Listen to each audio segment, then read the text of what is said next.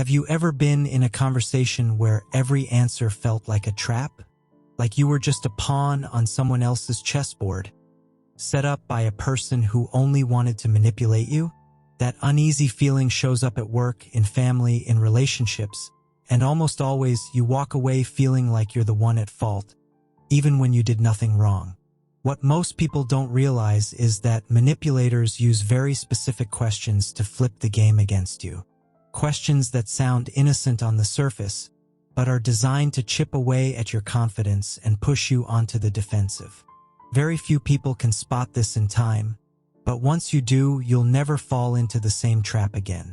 Today, I'm going to show you the 5 most dangerous secret questions manipulators use. Jung once said that it's in the shadows where power games hide. Recognizing these patterns not only protects you, but also gives you the clarity to see beyond the masks people wear. Question 1. Why are you being so sensitive? Ever noticed how that question always comes loaded with poison disguised as innocence? When someone tells you, you're just being too sensitive, they're not really addressing what happened. They're trying to strip away your right to feel. It's like your emotions suddenly get labeled as a mistake, as if you're guilty just for reacting. The game is simple. Twist your perception into weakness so the other person can dodge responsibility for what they said or did. That's usually how it plays out. You spot something off, a contradiction in their attitude, and when you point it out, instead of discussing the fact, they corner you. Wow, you're overreacting. You're making stuff up. And just like that, the target shifts. It's no longer about what actually happened, but about your sanity. Doubt starts creeping in, and that's exactly the sweet spot a manipulator is aiming for. Think about it. If you see smoke in the kitchen and say, "Hey, there might be a fire," and someone laughs it off with, "Here you go again," being dramatic, what happens? Your focus shifts from the fire to your credibility. You're no longer the one who noticed the risk, you're the paranoid one. That's the trap. Ridicule your awareness so you shut up. And here's the kicker, what they call sensitivity is actually perception. Sensitivity is getting hurt easily. Perception is spotting patterns others pretend not to see. So instead of defending yourself, you can answer calmly and firmly, "It's not sensitivity, it's perception." That little phrase flips the script because it takes the blame off your feelings and puts the power back in your clarity. I've used this line myself in meetings and watched the entire mood shift instantly. Manipulators expect you to back down, to apologize, to shrink. But when you show you're not confused, the script flips hard. The power shifts hands. You realize you don't need to waste energy justifying your emotions. You only need to reposition your words. And man, that's liberating when you pull it off. Here's the thing. The more you practice, the clearer it gets. It's not about not feeling, it's about calling things by their real name. When you swap the label, you change the whole dynamic. And that opens a deeper question. If this was just the first little trap disguised as a question, how many more are waiting down the line in a manipulator's playbook? Question 2. Do you trust me? This one's a classic. The manipulator throws out the question with an innocent face. Do you trust me? Sounds simple, right? But underneath, it hides a powerful psychological trap. Notice how the least trustworthy people are usually the ones who ask for trust the most. They don't offer proof, they don't build consistency. They just demand you hand over something that should be earned. It's like asking for the keys to the safe before even showing who they really are. The trick here is to back you into a corner. If you hesitate, if you show even a hint of doubt, suddenly you're painted as the villain. The focus shifts to your so-called lack of trust instead of their sketchy behavior. You end up feeling pressured to prove your loyalty, even when your gut is screaming that something's off. It's like being forced to choose between being the good person or being honest with yourself. Picture a poker player staring straight into your eyes and saying, "Don't you dare doubt me." Okay? What's your reaction? At the very least, suspicion. Because here's the truth. People who are truly trustworthy never need to beg for trust. Trust is already baked into their actions. The only ones who ask for it are the ones afraid you'll see behind the curtain. That's the whole point. The manipulator wants you to switch off your perception so they can keep playing their game unchecked. And here's the key response. Trust is earned through consistency, not through questions. That simple line throws the weight of responsibility right back where it belongs, on their behavior, not on your obligation to believe. It's firm without being aggressive. You're not refusing trust, you're just showing it can't be yanked out of you with empty words. That's the kind of line that slices manipulation at the root. By the way, if this already opened your eyes, go ahead and hit that like button and drop a comment telling me where you're watching from. That little interaction helps spread this knowledge, and more people need to understand these dynamics. Once you start spotting the patterns, you'll realize how many traps you've already fallen into without even noticing. And no, that's not your fault. It's the craft of people who survive off the naivety of others. And here's the shift. From this moment on, you don't feel the need to apologize for being suspicious. Healthy suspicion isn't weakness, it's wisdom. And once you get that, you'll start noticing there are even more dangerous questions, disguised as harmless, but carefully designed to mess with your mind in ways even more subtle. Question 3. Are you accusing me of something? This one's sneaky because it completely flips the battlefield. You start by raising a legit concern, and suddenly the whole scene changes. The person under question steps into the role of the victim, and you're shoved into the role of the aggressor. Are you accusing me of something? Sounds like a question, but in reality, it's a rehearsed outburst of indignation. The goal is clear: yank you out of the position of questioner and push you straight onto the defensive. I remember a coworker who used this move all the time. Whenever someone questioned his reports, instead of answering with data, he'd stand up all offended and say, "Are you suggesting I manipulated the numbers?" That theatrical anger made people back off instantly. Nobody wanted to come across as unfair. Only months later did we realize the whole performance was his shield, a smokescreen to cover up inconsistencies. It's like asking a boss, "Don't these numbers look a bit off?" And he explodes, "Are you accusing me of fraud?" See how the reversal works?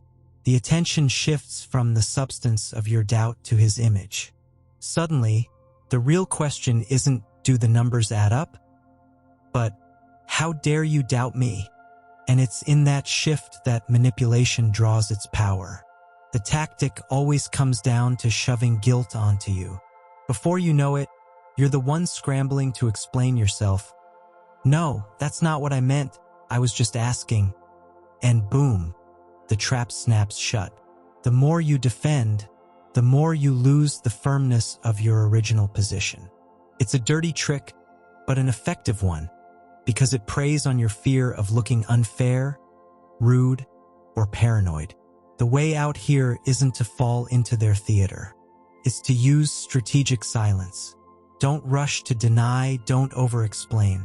Breathe, hold eye contact, and once the performance starts to lose steam, calmly throw it back with, "Should you be?" That short reply shatters the script because it puts the weight right back on them. You're not accusing, you're simply asking them to reflect on what they're trying so hard to hide. What's fascinating is that when you start practicing this posture, you see just how much manipulators rely on your urge to explain yourself. It's exactly in that rush that you lose ground. But when you can sit in the silence and hand the question back, the game changes. And that's when you begin to realize there are even trickier questions ahead, designed not just to mess with your confidence, but to tamper with your very memory. Question 4. Would I lie to you? When someone throws out a "would I lie to you?" it's almost never a genuine question. It's an act, a performance designed to flip the weight of the situation.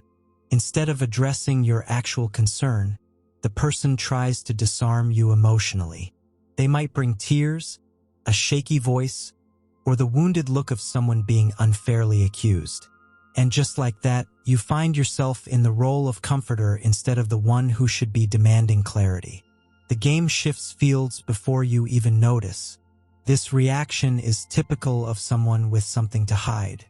Think of a partner who hides messages on their phone and, when you ask about it, responds indignantly, "Would I lie to you?" See the reversal? The problem is no longer the suspicious messages.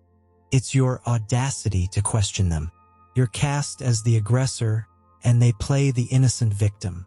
This theater works so well because it tugs at your compassion and your guilt. The tactic is clear.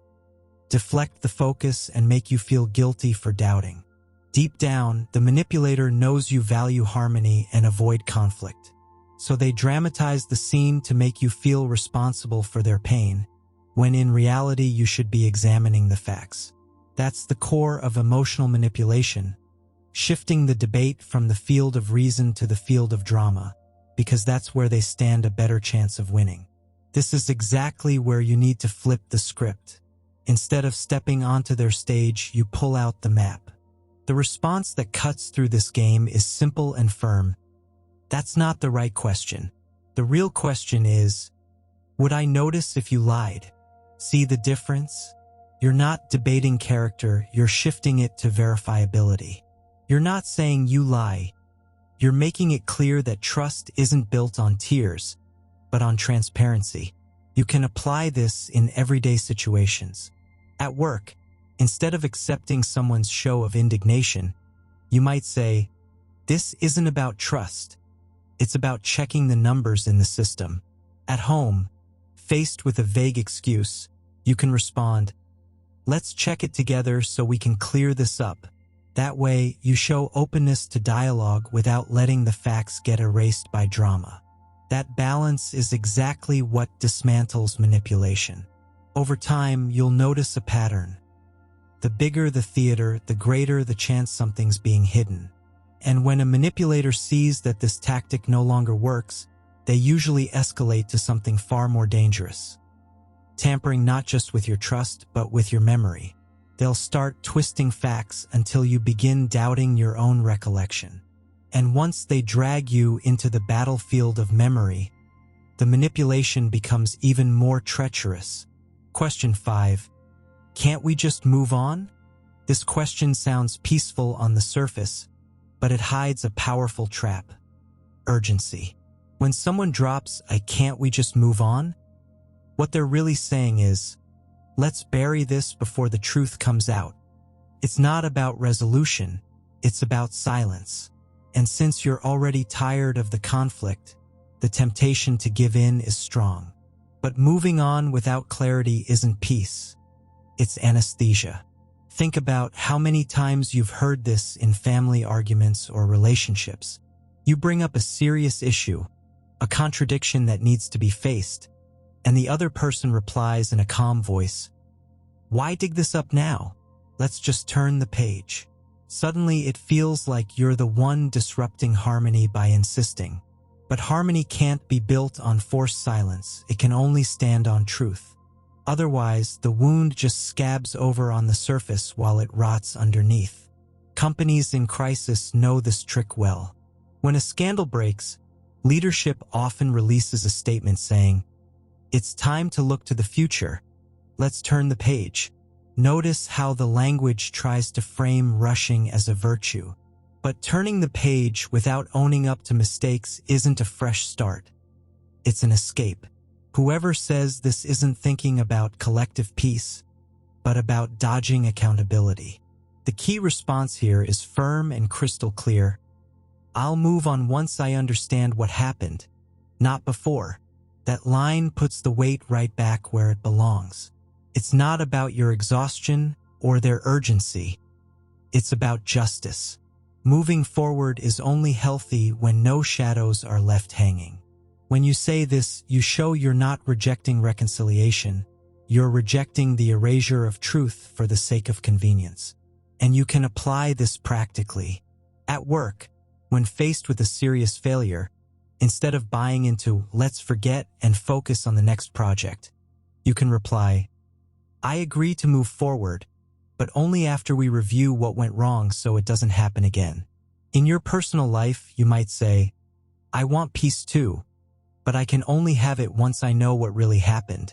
This way, you set a boundary without hostility, making it clear your desire for peace is real, but never blind. And once you realize the strength of this posture, you uncover something bigger. Manipulation isn't just in the questions themselves. It's also in the rush to close unfinished business. Because every time you agree to move on without clarity, you leave the door open for the cycle to repeat. And maybe that's when it clicks, that all of these questions together form a hidden pattern. A pattern that needs to be exposed so you'll never again become a prisoner of it. By now, you've probably noticed that manipulators only survive on your emotional reactions. They don't actually have as much power as they seem. What fuels them is the energy you give when you play their game, when you over-explain, when you fight to be understood at any cost. They're like parasites with no energy of their own, feeding only on the impact they can trigger inside you. And once you cut off that fuel source, everything changes. This is the turning point where discomfort becomes a tool. Every time someone tries to twist you with one of these questions, instead of beating yourself up for falling into the trap, you can use it as a mirror. Jung called this shadow work. Noticing what in you still reacts, still hurts, still feels exposed to the gaze of others. Instead of just suffering, you see the opportunity to understand your own wounds. That completely shifts the equation. Take this example. Someone calls you too sensitive. If that still throws you off balance, maybe it's because there's a part of you that learned to feel ashamed of your own emotions. When you recognize that shadow, you can embrace it instead of hiding it. It's like switching roles, from hostage to investigator of your own mind. Each attempt at manipulation becomes a secret invitation. Instead of fighting the other person, you grow stronger within yourself. Here's where a powerful concept comes in: conscious detachment. It's not about becoming stone, and it's not about shutting yourself off from the world. It's about choosing not to react automatically, refusing to hand over your peace as a hostage. It's that moment when you take a deep breath before answering, when you say to yourself, I won't explain myself to this trap. And you keep your heart open, but protected. This balance saves you from both naivety and coldness. It's like putting a screen on a window. The breeze comes in, but the bugs stay out. And as you practice this, you realize the pain you once carried begins turning into wisdom. You stop blaming yourself for trusting the wrong people because you see that every experience was training, building stronger inner boundaries. Not walls of isolation, but deep roots. And deep roots let you say no without guilt, choose healthier relationships, and move forward without fearing the loss of something that was never real in the first place. That's real freedom. What's even more fascinating is that, over time, you start to quietly feel grateful even for the situations that once hurt you, because you realize every manipulation revealed a vulnerability you could now heal. And in that transformation lies the real breakthrough. Stepping out of the victim role and into the rare role of someone who not only survives the game, but deciphers it. And once you reach this point, you're ready for something even greater. At the end of the day, a manipulator's battlefield is never logic. It's emotion. They don't need proof, they just need you to doubt yourself. But once you learn to recognize these 5 questions, everything shifts. You take away their main weapon. What once felt like a game with no way out turns into clarity. And here's the truth. You don't need to have all the answers, and you don't need to win every argument. You just need to stop playing their game. When you understand that manipulation isn't a sign of your weakness, but of the weakness of someone who can't handle the truth, you step back into your real power. And that power is quiet, steady, and transformative. Now I want to hear from you. Which one of these questions have you fallen for without realizing it? Drop it in the comments, because your story might open someone else's eyes to what they've been going through.